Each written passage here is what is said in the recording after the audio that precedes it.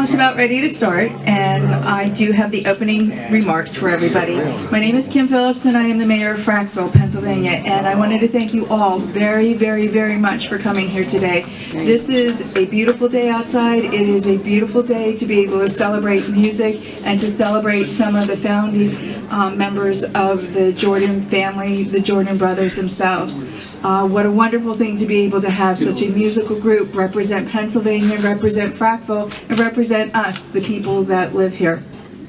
And with that being said, I wanted to wholeheartedly thank you very much for attending. I hope you enjoy your day here. I hope you enjoy the Frackville Museum.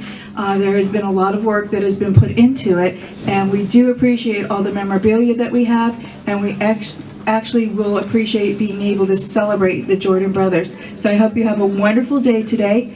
With that, I get to introduce Mrs. Lorraine Stanton, who actually oversees the museum and who has been an integral part in putting the museum together.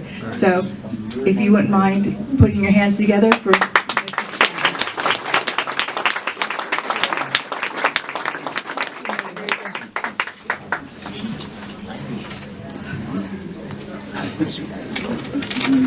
The Frackville Museum has many forms of memories. Memories of our town, memories of its people, and memories of years gone by. Also, growing up in Frackville during the 50s and 60s, remembering Willow Lake and the Lakeside Dances. These also are memories of good music, great songs such as Gimme Some Lovin' and Heart by our local boys who we all know. The Jordan brothers made their mark with a rock and roll legacy, and Frackville residents of all ages look to them as the local boys whose music is the memories of their flashbacks. The Jordan Brother Legacy Room exhibits are a fitting and welcome addition to the Frackville Museum. Now I'd like to introduce Ed Collins, the curator of the Jordan part.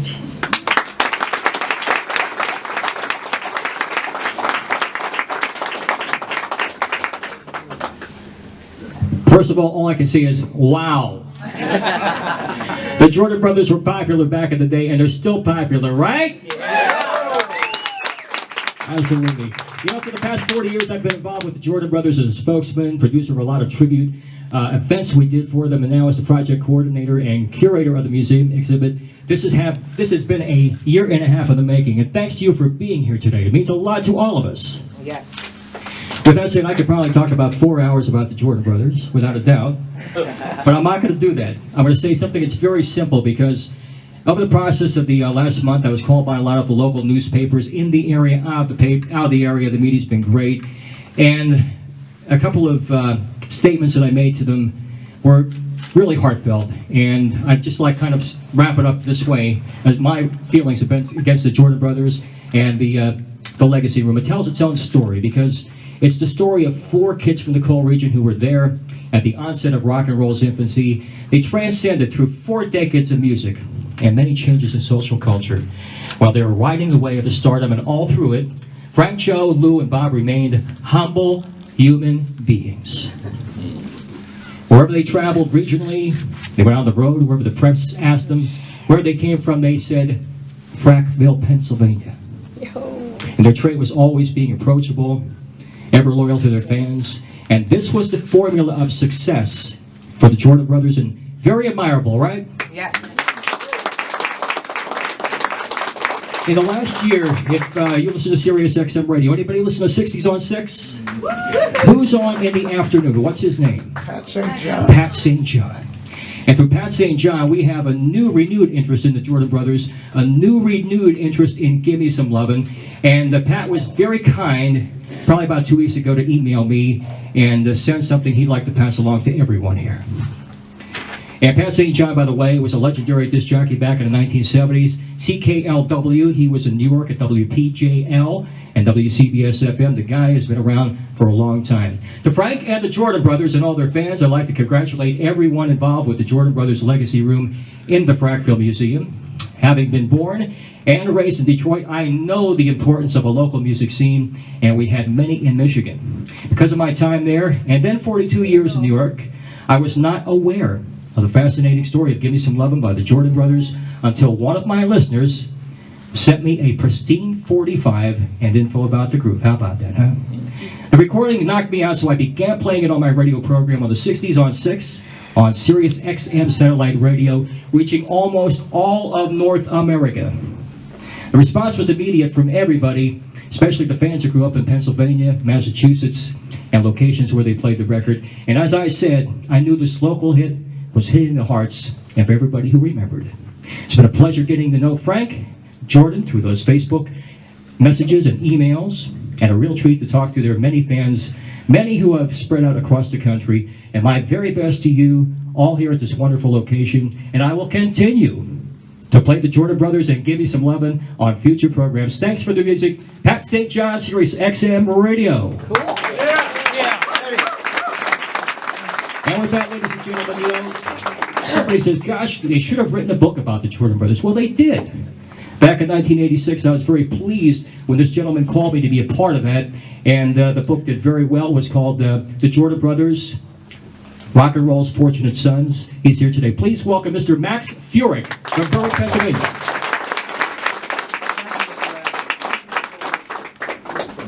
All right, good morning. How's everybody doing? Hey. Pat and I are excited to be here, and I wish I would have known I was going to be on the agenda. I would have written something in practice, but listen, we're here to talk about the Jordan Brothers' legacy, and although I wasn't a part of that legacy, I was there to document that legacy for generations to come. My publisher and I drove down to Angela Jordan's house. We passed out books. We drank Yingling. It was a wonderful day. That was 1986, and that was the year that I first met my wife. And I went down to Pottsville, and I talked to the people at the Arts Center, and I said, let's do something. Let's put together a Jordan Brothers tribute. The Jordan Brothers, and remember, this is rock and roll, you know? Sometimes it's not so pretty, but the estranged Jordan Brothers came back together as the Jordan Brothers plus one. We had over 700 people there in Pottsville to celebrate the Jordan Brothers and to roll out the book. Another thing I thought, you know, the Jordan Brothers needed to be recognized a little bit more, and so a bunch of us were talking to the Schuylkill County Commissioners, and I'm thinking, well, let's have a Jordan Brothers Day. And you know what? In October of 1986, they gave us Jordan Brothers Month. Yeah. Just amazing. I remember Paul Klingus asked me to help with the text and the plaque that's out here. And then the other thing was, and this was like my last hurrah, you know, today we sort of came full circle, but I'm so proud of having played part in the Jordan Brothers tradition. They had a thing down in Schuylkill County, down in Pottsville. It was the Schuylkill County Arts Hall of Fame, and I thought that the Jordan Brothers needed to be there, but I wanted to be the one to induct them. And so I got on YouTube and I saw how Bruce Springsteen inducted Roy Orbison, and I saw how they did it, and I wrote the speech and inducted the Jordan Brothers into the Hall of Fame. It was a wonderful celebration. I mean, I can't say enough about this. This is just so great. I want to thank Eddie Collins for organizing this. I want to thank all the folks for being here. Before I introduce our next speaker, I'd like to call Frank and Joe and Billy Carlucci to the front, please. A couple of things. They say, beware of Greeks bearing gifts, but I'm not Greek. So here's a copy of my book, Generation X. It's being used at Penn State University. Penn State University in 2 courses. Also, and one last thing, I'm going to roll this out here because I have an affinity for Schuylkill County. And, you know, when I wrote the Jordan Brothers book, I told a reporter that I felt that I had maybe in a past life lived in Schuylkill County, maybe as a coal miner. But my next hurrah is on Shepton, the myth, the miracle, and the music. And here's a prototype. These are paperweights, and we're going to rock the house with Shepton in December of 2015. It's going to be huge. And now, at this point, when I was writing my book, I talked about Gimme Some Lovin' and my favorite song, Whenever I'm With Her, and it was produced by Billy Carlucci. They heard the song. That was a rough demo by Spencer Davis Group. They went up to New York City and they cut it. It was awesome. It still is awesome, and I'd like to introduce now the producer of that tune, Billy Carlucci. Hey, Billy.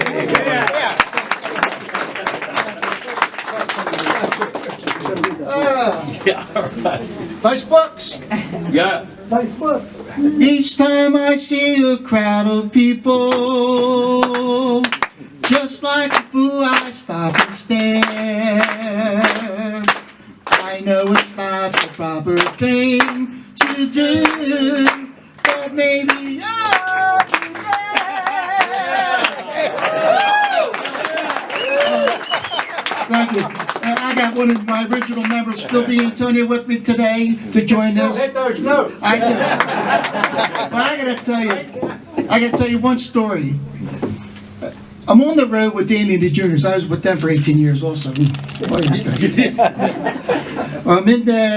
in Las Vegas, and Larry Klein, he works with Dick Clark, and he comes up to me and said, "Were you Billy Carl?"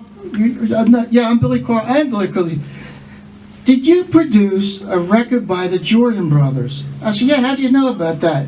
Because Dick Clark said to me, I think Billy is Billy Carl. There you go. And he absolutely loved the record. Unfortunately, he couldn't play the record. He had other things, going on. Yeah. We got involved. But the record was a great record. The guys came into the studio like pros. They signed the record. They played all the instruments. And it was unbelievable. When I happened to have a song for the B-side was When I'm With Her, which they did a great job also with. But these guys are fantastic. They're like my brothers. Eddie Collins like my brother. And it's such a beautiful day. What they're doing here is phenomenal. All I gotta say is, my temperature's rising and my feet left the floor. Ladies and gentlemen, Frank and Joe.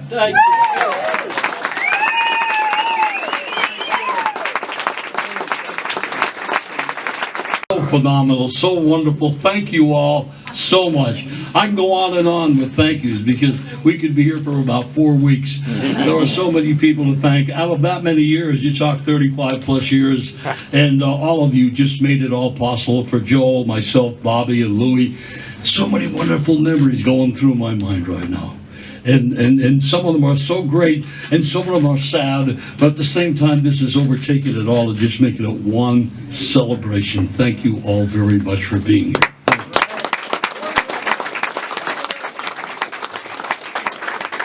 Like I said, a lot of people to thank, but I would like to thank Magic 105.5. Kim Noel is back there with a live broadcast, and I hope you get a chance to meet this wonderful gal. She said she couldn't miss this. She had to be here with the radio station, so thank you, Magic 105.5, for being here. Along with all the other dignitaries, I can't thank you, the mayor, and my good friend, and I love her so much, Lorraine Stanton. She is such a sweetheart.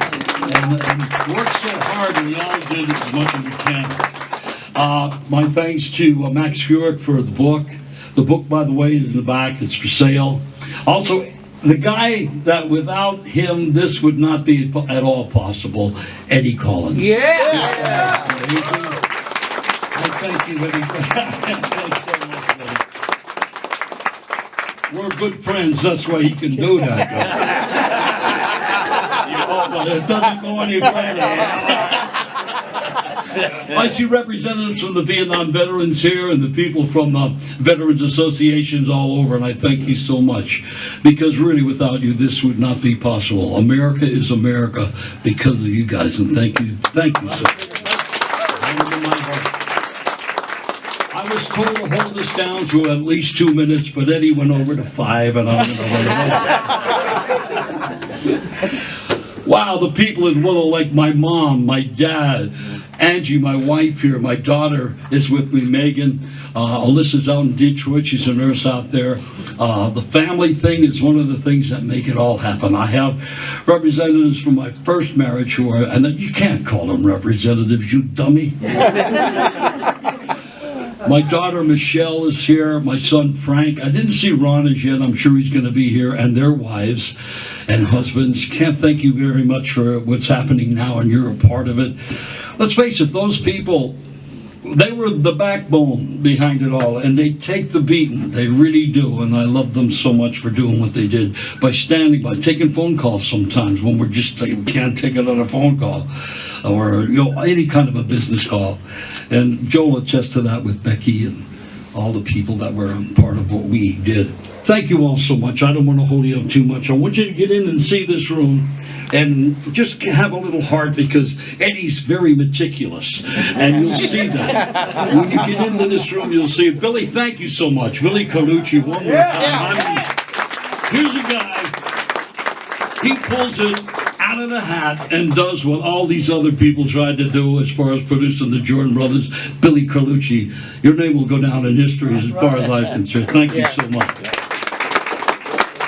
So, without any further ado, I'm just going to move it on, but I thank you all so very much for the many, many, many happy days and years, from the 50s, the 60s, the 70s, into the 80s, and just the spritzel of the 90s. Thank you. Thank you all so much. Thanks for being here. And now I will introduce, we'll get this straight now after all these years. This is my oldest brother. Because I'm tired of everybody going, I thought you were the oldest. Ladies and gentlemen, my brother Joe. Here he is.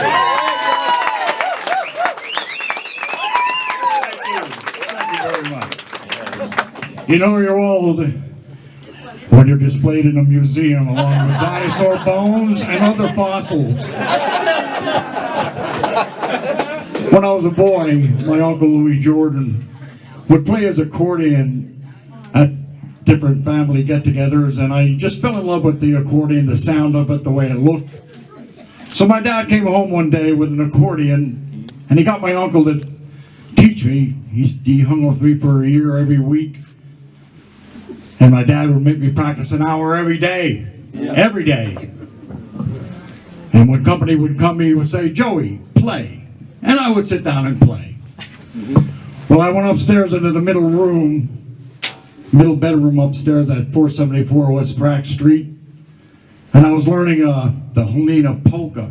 And Frank and Bob, who joined the Frackville High School band, had a clarinet and a drum on consignment, and they came in the room and joined in, and we learned that polka. So this is around Halloween, and what we did, we went trick-or-treating with this song. And it was cold. I remember how cold it was on Halloween Eve. Well, anyway, we knocked on a door on Pratt Street, and we each got a nickel. We played the polka. Then we knocked on another door, we got a candy bar each. Played a little bit of the polka for them. So we decided it was cold, our fingers were cold, and we're going to take a walk uptown. So we did. We wanted to go into the bar rooms where it was warm. That's where you got your start. So we walked into the Central Bar, where Louis' restaurant is in Frackville, and we played that polka. Well, everyone at the bar started throwing coins at us. $50, quarters, dimes, nickels. So we picked all the coins up, put them in our bag, and they started screaming for more. So we played it again. And again, they threw coins at us. So we picked all these coins up, and we were so excited with this bag of money, we didn't go to another bar, we ran home. We called Mom and Dad to the kitchen, and we poured this bag of money onto the table, and I could hear, almost hear, the sound of a cash register going off in my dad's hand.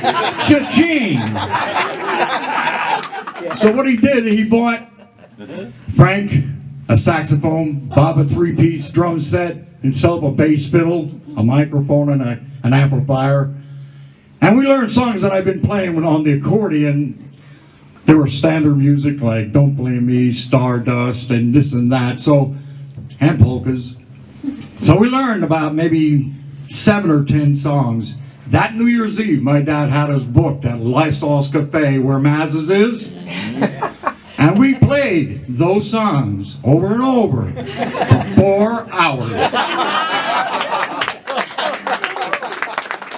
Yeah, thank Thank you. So we learned more songs and played at the different places in Frackville, the American Legion, and some weddings. And then the movie Blackboard Jungle came to the Garden Theater. The theme song to that movie was Rock Around the Clock by Bill Haley and the Comets.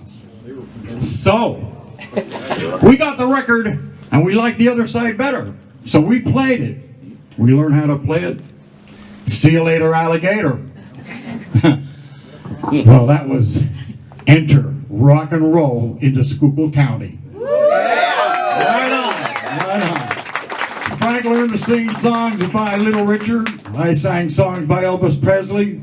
My dad sang songs by Fats Domino. And we were in business. So, we started playing teenage dances then. And the first was at the spot in Minersville. And from there we ran up to Renninger's Market up south of Schuylkill Haven. And this is when Louis started coming up on stage. He would play a song or two. A week later he would play a song or three. Frank taught him how to do solos. I taught him some chords to songs. And it wasn't long before Louis became a permanent member of the band and an asset to the band. So, yeah, thank you. Thank you on behalf of my brother Louis. I always likened the Jordan brothers to one man with 8 arms. We just knew what each other was doing when we performed. It was uncanny. So we started playing other venues in the area, all the roller skating rinks, Willow Lake, 83 Roll-A-Rama, Green City, yeah man, Tuftville, Lakewood, Lakeside Ballroom, Likens Ballroom. And the kids came from all around the county and surrounding counties. The places were always jammed with kids having a good time. So, when I think, if I say this once, I say it 5 times a day. God is good. Yeah. He definitely blessed the Jordan brothers. Thank you. Yes, I'm not finished. I've just let these guys.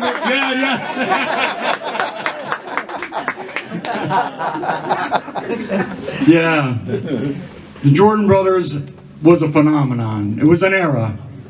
And I don't think it could ever be duplicated. So I want to say thank you to all of you. Eddie Collins, he's just a great guy. I can't explain how great the guy is for his devotion in the Jordan brothers and the hours that he spent in the legacy room. Thanks, Eddie. And Lorraine Stanton for giving us the opportunity to be a part of this museum. Thank you, Lorraine. It's definitely an honor. Thank you. And you know what? If it weren't for you out there, thank you. This might not have gone any further than that middle bedroom on 474 West Frack Street. Yeah. Thank you. God bless each and every one of you. Thank you.